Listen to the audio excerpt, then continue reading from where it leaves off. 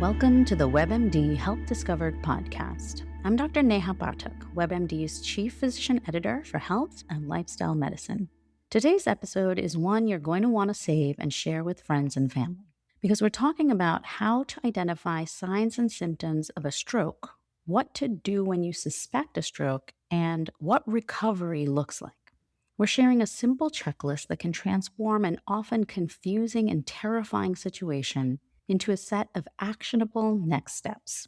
We're also going to clear up myths and misinformation around treatment windows and options and explore what no one tells you about life after a stroke. First, let me introduce my guest, Dr. Shyam Prabhakaran.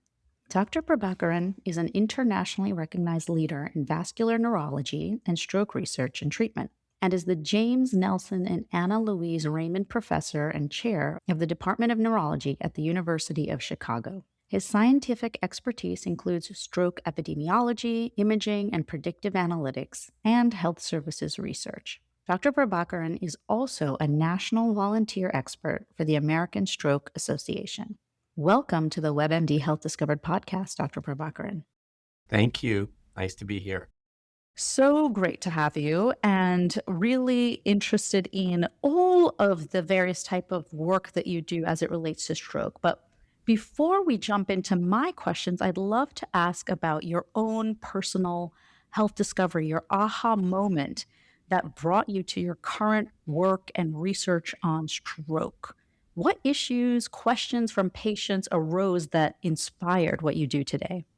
Well, that's a great question to start. I've been obviously in the field of stroke for over 2 decades. However, when I look back to the early days, there was a kernel of sort of inspiration when I realized how few patients get proven treatments. So there was a proven treatment 20 years ago. There's many more proven treatments today, but 20 years ago, that was TPA, Alteplase, intravenously delivered to patients who came to a stroke hospital quickly. And we realized early on that that drug was given to very few people who were having stroke. And a lot of those barriers, albeit some are due to the patient's recognition and understanding that there's something you can do about it, but a lot of them were system barriers. Getting the patients to the right hospital and the right teams to assess them, and then quickly performing assessments and then delivering treatments. So that aha moment was when I moved to Chicago in 2006 and realized there was no system in place to deliver that treatment quickly when you called 911. So that then sprung a series of conversations and then initiatives and then completed projects that really tried to reorganize the system of care for Chicagoans. So let's kind of go through a step-by-step approach, starting off with helping our listeners understand what exactly is stroke. How do you define it, and what's happening in the brain when someone is having a stroke? So a stroke is when the brain experiences a vascular injury. And the vascular part is blood vessels, typically arteries, although rarely can be vein type of diseases. But when arteries are either not able to deliver oxygen, blockage, that's ischemic stroke, or the arteries burst and now the blood is pouring into the brain, causing pressure and damage, hemorrhagic stroke. So that's what a stroke is. It's a vascular problem of the brain, kind of like the heart attack of the brain. Brain attack, we've used that in the past. So those are all the same. They're all synonyms for stroke. And what happens is those immediate effects of either blockage of an artery or breakage of an artery start to create damage in the cells of the brain, which are exquisitely sensitive to oxygen and glucose, more so than almost any other cell in your body. And they start to become impaired, not functioning, and then potentially die within minutes. And so restoration of the blood flow or stoppage of the leakage of blood in hemorrhagic stroke is critical to mitigating damage and, of course, making sure the outcomes are then the best they can be. We know that stroke is now the fourth leading cause of death in the US. So, help us understand why stroke is so common and if there have been shifts in demographics with regard to risk profiles since you've been practicing over the course of your career.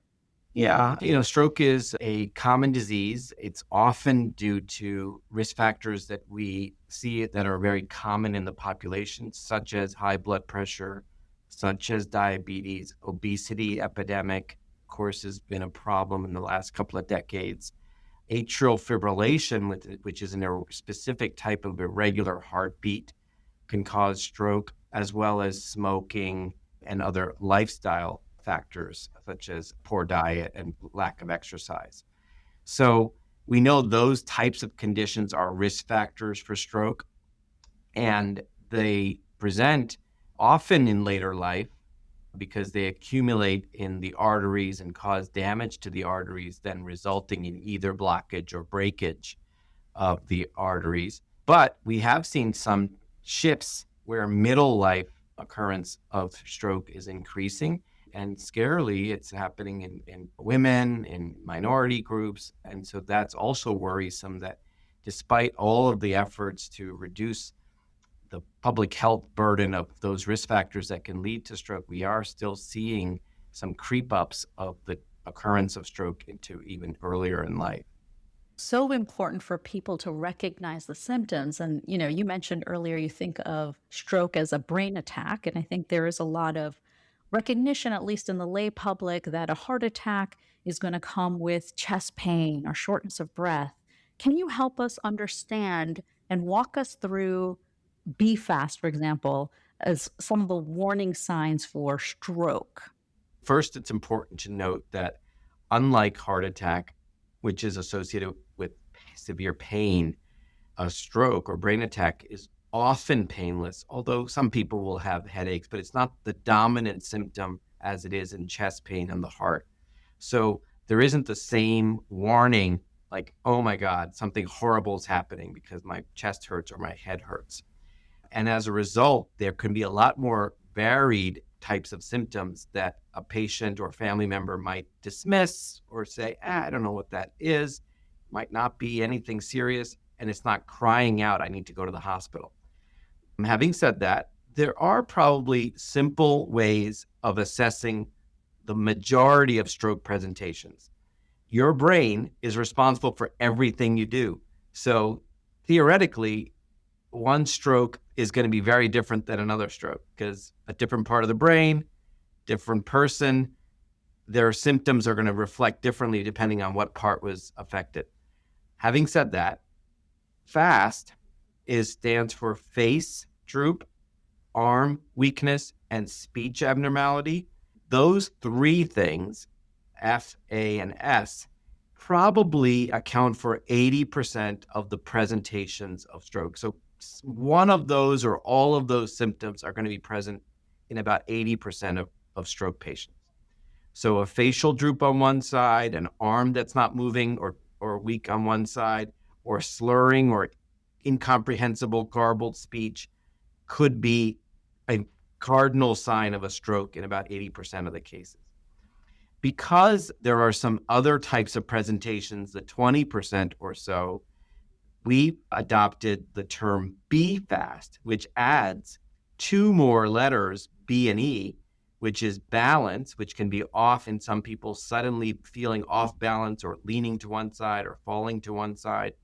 That could be a sign of a stroke in some people. And the E, eyes, visual loss or double vision, visual symptoms could be sign of a stroke. So the BEFAS pretty much capture a lot of the presentations of stroke. And the T is time. So wanting to emphasize it's time to call 911, that time is of the essence when you have any of those symptoms that I just went through: balance, eyes, facial droop, arm weakness, and speech abnormality. So we tend to want to emphasize that these types of symptoms are a stroke until proven otherwise if they occur suddenly. So the suddenness matters. Like if you're noticing these symptoms over the course of a month, the chances of a stroke are less. Something serious could still be going on. But in terms of specificity of stroke, the suddenness matters because it's a vascular problem where blood vessels suddenly either block or gets broken open. And in your experience, are there other symptoms that people sometimes overlook or confuse with something else? So I think it's really important, we said, in terms of just the suddenness and recognizing how critical this window of opportunity, the time frame is. Are there other symptoms beyond what you've mentioned in Be Fast that folks might confuse with something else? Sometimes dizziness is a symptom that people experience, and it's a woozy feeling or a spinning feeling. That may be a stroke, and it should be thought of as a potential stroke if it's sudden and unexplained and somebody who's never had it before, especially an older person. But it can also be not a stroke. It can also be something in the inner ear that's benign. So that's part of the job of doctors. We have to help figure that out. It shouldn't be on the patients and the families to diagnose and treat when they're not trained to do that. So we want the umbrella and the blanket to be big, just as broad as you can be. So anything that's sudden and neurological, we'd rather you err on the side of caution and let the experts tell you, no, it's something else. We've checked it out, not a stroke. That's good. So I tend to think of it as any sudden neurological, think stroke until proven otherwise, until told otherwise. That's really helpful. And I want to pull in another piece because in your guidance and recommendations that you've worked on, there's really considerations around pediatric stroke as well. So I would think that when you think about stroke and the profile, you're thinking about Be Fast, the suddenness, the time component. But I think for a lot of us, we're also thinking about an age or a certain type of demographic. So help us understand why we need to shift that perception.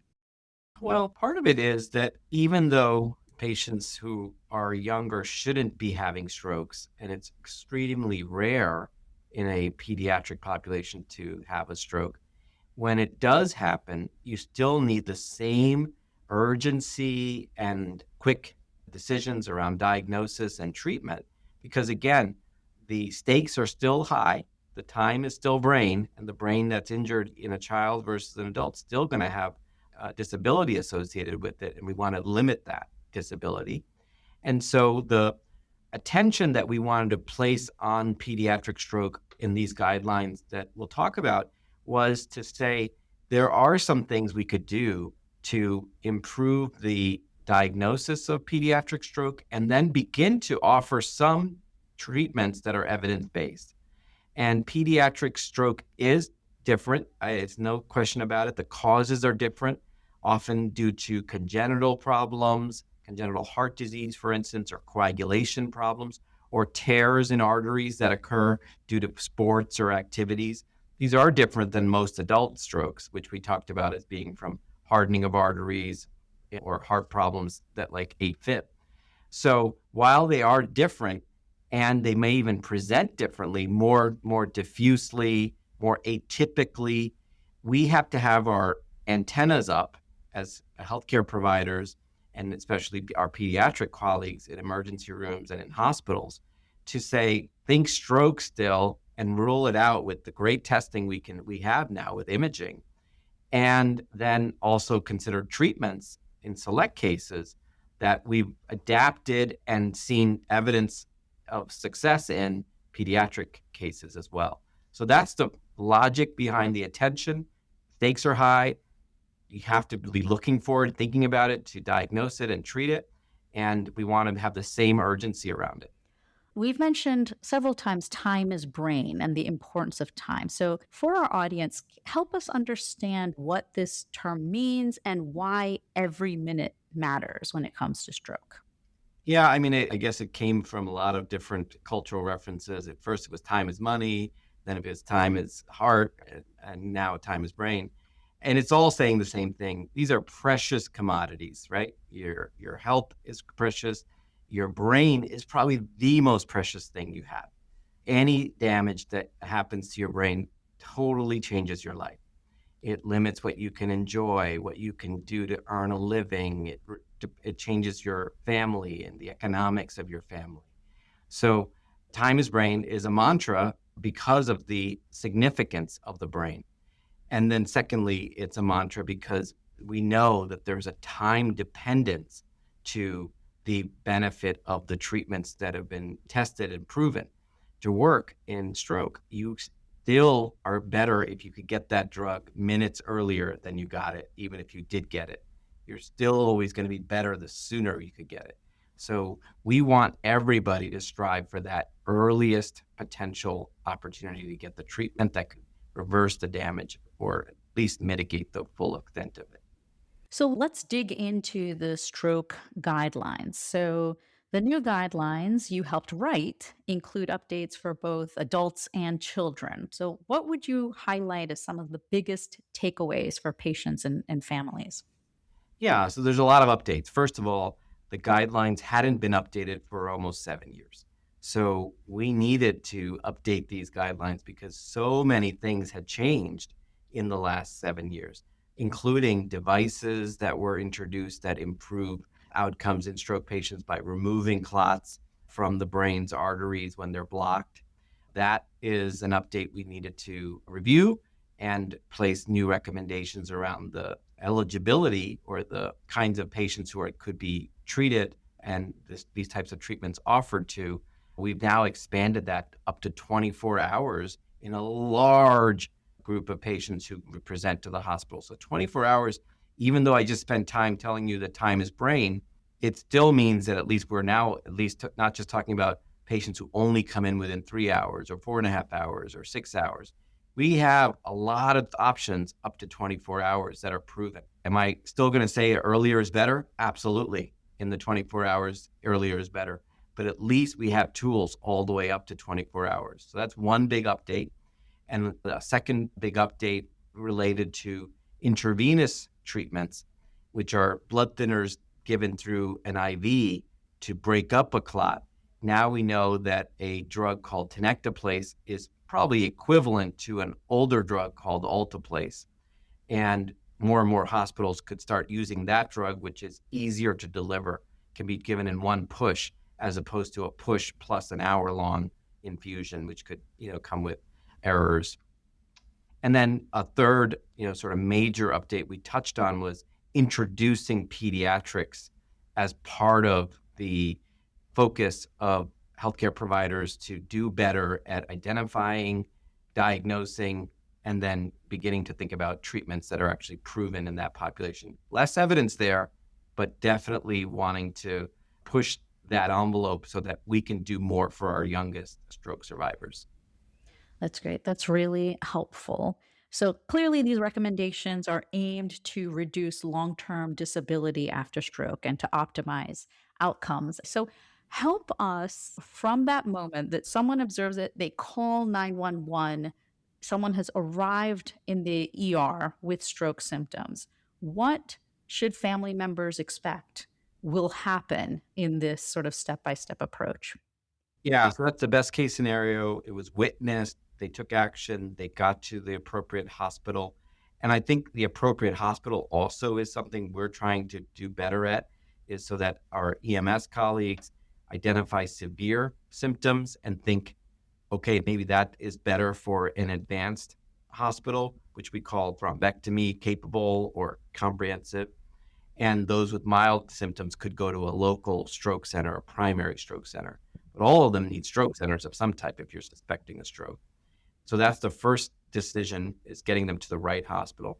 And then once you're at that hospital, the rapidity with which a stroke team is called, that means that neurologists, potentially neurosurgeons, radiologists are all activated as part of the emergency room response.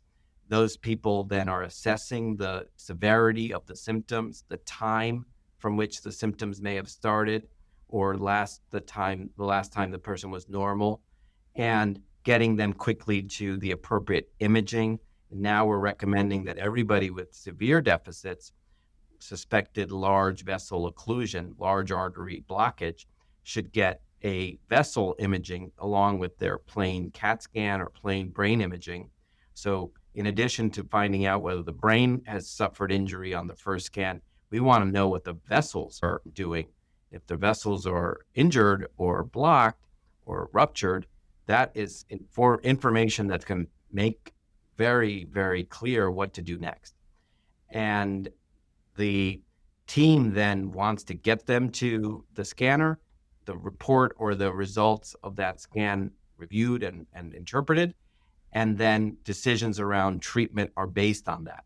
Time from last known, if they're within a certain window, 4.5 hours from presentation, that would be potentially an IV drug, tenecteplase or alteplase could be given. And if they have a large vessel occlusion, then they may be eligible for a thrombectomy, a removal of a clot, or both. Again, all of those are then decided very rapidly. So that's the process we expect in that early window. So then let's talk just a little bit about what you mentioned as potentially different causes and then potentially different downstream management for stroke in children or young people where it may be more of a dissection or an injury to a blood vessel. What should we know about that? Well, I mean, I think diagnosis of the stroke in a child is important, and there are ways to do that. Typically, we avoid radiating them with CT scans. Most child neurologists will opt for a MRI in children. And so getting an MRI, MRA, A is the angiogram vessel part of the MRI, quickly is, I think, the right approach to diagnose whether a stroke is even happening, because it can be a mimic, it can be migraine, it can be a seizure. And so finding out that it is a stroke is critical. And then based on that information, when get the cause of the stroke, deciding whether it's somebody who still warrants the traditional treatments, which might mean thrombolytic, a drug, intravenously given medication, or sometimes if there's a big stroke and a blocked artery, just like in adults, you may still want to consider thrombectomy, pulling the clot out. They're less proven because studies in children have not been done as rigorously as they've been done in adults. So we want to have some caution around that, and you want to have absolute certainty that you're in a place where there's a team of child neuro experts, child stroke experts. And that's probably going to be at your most advanced pediatric hospitals, the children's hospitals in your region. And so that's one part of it. And then if it is due to a specific cause, like a congenital heart problem or a dissection or a coagulating problem, those are then going to be decisions about management that that team of experts has seen before and hopefully will give very, very expert advice around. Let's talk a little bit about the aftermath and recovery. So, just as you mentioned that your brain is in control of everything, so stroke can look different for everyone. Help us understand why recovery after stroke can also look so different for different people. What are some of the most common challenges stroke survivors face? And what are some of the lesser known challenges that folks might not realize? So, despite all the wonderful things that our guideline reviewed and all the success we've seen in treating stroke in the last couple of decades, most of our patients still are surviving with some disability. So they are likely to have had some damage to brain tissue that was not fully reversible because, as I said, it's minute produced that type of damage. And as a result, they're going to live with some disability. And so recovery from that starts almost immediately. You're trying to mitigate secondary damage first in the hospital, pneumonias, low blood pressures, these types of medical issues that can worsen the brain's function even after the stroke has been treated. So you want to avoid those types of complications. Good medical care can do that. And then get you on the road to rehabilitation. And that's going to mean trying to work with physical therapists, occupational therapists, speech therapists. Because the most common disabilities that we know occur is weakness on one side of the body that begins to limit either walking, in which case, you're talking about learning how to walk again and or using assistance devices to walk, arm and hand function, which might impair the ability to eat, ability to dress, the ability to have dexterity with your hand. And that might require occupational therapy or the kind of focused attention on fine motor movements and dexterity. Or it could be speech, which again is a common manifestation. And it could be as mild as slurring your words a little bit and knowing how to enunciate more properly again and learning to strengthen the muscles around your mouth and pharynx. Or it could be the aphasia, which is mixing up words or not understanding language when it's spoken to you. And all of those might require intensive speech exercises and speech therapy. So those are kind of expectations we have that some of our survivors will have disability, but largely we also know that disability improves over time. So wanting to give people optimism that they put in some effort, they get the services around rehabilitation and work on that for periods of months, typically they're going to see improvement over time. One of the things I do tell patients about is they may get better and people may start to say to them that they look great again, but they may notice internally that they're not normal, that there's a little bit that's not as good as it used to be. And that is psychologically a tough thing. And so kind of also dealing with the psychological aspects of stroke is critical. Whether you've made the recovery, but you don't feel it, or you're just not where you want to be and it's affecting your mood. So making sure you were addressing that. And finally, I'd say the caregiver burden is something we don't want to lose sight of. The caregivers also need support because they're often doing a lot to take care of their loved one. And then I do want to pull on what you said also around the psychological impacts. Help us talk through some of the sort of emotional psychological impact.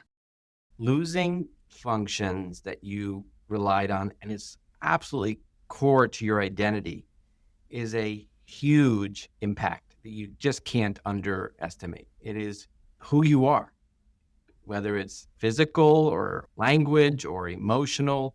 These are who you are, and it changes like that in a stroke. And so thinking about from that perspective, you realize why people have psychological impact from having had a stroke is for many, they don't feel like themselves all of a sudden. And so to deal with that, I think, is challenging. And I think some people develop depression from it, social anxiety, reclusiveness. All of these things can happen after a stroke because of what it does to their self-identity and self-value. But we want to give people the positive that it's just a changed you. You're still contributing. You're still having an impact on your world. You're still able to enjoy the things in your life. And we're obviously working with you to get more and more of that as you recover. But there is a real impact on mood. The fatigue level of stroke patients is another factor that they can't quantify, but they just don't have the energy to keep doing things. And so giving stroke patients empathetic, approach is critical because I think you can't fully understand what they're going through. And I think you have to give them a little space so that, if they are having a bad day, well, you have to understand why. So I'd love to ask you in our final moments together around what long-term management looks like for risk mitigation for a future event. Yeah, that's a critical thing. And a lot of times, we focus on acute, doing all these things to prevent the damage in the beginning. And then we do focus on getting them better. But stroke patients, once you've had a stroke, are at risk for a second stroke and a third stroke. And so making sure that the cause of the stroke was identified is first part really, really important. So that means that diagnostic testing is done even after the emergency room, whether that's your heart or your blood, to look for what caused the stroke. And if it's specific to a cause like AFib, that means there are targeted ways to reduce the chance of a second stroke from occurring, and compliance, adherence to the recommendations prevent that second stroke is essential because all the good work you did to recover from the stroke could be for naught if another stroke happens on the heels, especially if there was a treatment you should be taking it and it wasn't offered or it wasn't taken. So we really emphasize secondary prevention, we call that, this prevention of the second stroke. And medications are part of it. Lifestyle changes, if that's what's needed, are part of it. Getting the coaching If you need to work on certain things that are like exercise and diet, that's really essential. And, of course, we want to make sure it's affordable. We do sometimes see that where patients are not able to take medicines, not because they don't want to, but because they can't afford it. And so working with your healthcare providers to figure out what are affordable options for preventing the second stroke. I want to thank you so, so much for your time today. Really, such an important conversation, and you really guided us through every step of the way. I'd love to cede the last few moments to you to share key messages for anyone that's listening today to take away when it comes to stroke prevention or even just early intervention. First thing I always say is you never want to have a stroke. So prevention is the first and primordial thing we should care about. So what I mean by that is 80% of strokes are theoretically preventable. So knowing your risk early in life, I think, is key. We realize now that waiting till your 60s to think about this is too late. So think earlier in life. So know your blood pressure. Know whether you have high cholesterol. Know whether if your body weight is too high and whether those should be acted upon. So those are key messages for preventing a stroke altogether. And then, of course, if you're having a stroke, we talked about the early recognition and early action. So recognizing the cardinal symptoms, fast and be fast, those mnemonics capture a large percentage of stroke presentations. So sudden neurologic problems fitting into any of those symptoms, call 911. That's your action. Call 911. And then the teams should be ready for you and know what to do next. It shouldn't be up to you to figure out whether I need a certain drug or a certain body head position. Those are all things that the doctors and paramedics and healthcare professionals should figure out. That's great. So, so helpful. Thank you so much, Dr. Prabhakaran. You're welcome. I'd like to share my 3 key takeaways from our discussion today. First, it's important to know the signs of stroke and to be fast. The acronym stands for balance, eyes, face, arm, speech, and time. The red flags of a stroke may include sudden facial drooping, weakness or speech changes, plus balance or vision changes. It's important to think stroke until a healthcare provider proves otherwise. It's time to call 911, not wait and see what happens. Second, stroke care has changed a lot over the years. And while the strongest treatment interventions and benefits are within the first few hours, there are also options beyond that window. To be clear, this does not mean you should wait to seek treatment. It's a reminder that even if symptoms happened an hour, 2 hours ago, or you're not quite sure, it's still critical to call 911 and seek emergency care. And finally, stroke prevention and recovery are an ongoing process. Very often on this podcast, we discuss how making small lifestyle changes can have a big impact on overall health and well-being. A clear example is that about 80% of stroke is thought to be preventable through lifestyle changes and management of risk factors. So that means shifting towards a more healthful diet, increasing physical activity, ensuring restorative sleep, managing stress. And these are the same lifestyle changes that can be beneficial in life after a stroke. Whether you're living with changes after a stroke, and those could be physical, cognitive, or emotional, rehab therapies, mental health support, lifestyle changes, and caregiver support are not extras. They're an essential part of recovery. You're not alone in this, and it's absolutely okay to ask for help. To find out more information about stroke awareness and Dr. Shyam Prabhakaran, make sure to check out our show notes. Thank you so much for listening. Please take a moment to follow, rate, and review this podcast on your favorite listening platform. If you'd like to send me an email about topics you're interested in or questions for future guests, please send me a note at webmdpodcast@webmd.net. This is Dr. Neha Pathak for the WebMD Health Discovered podcast.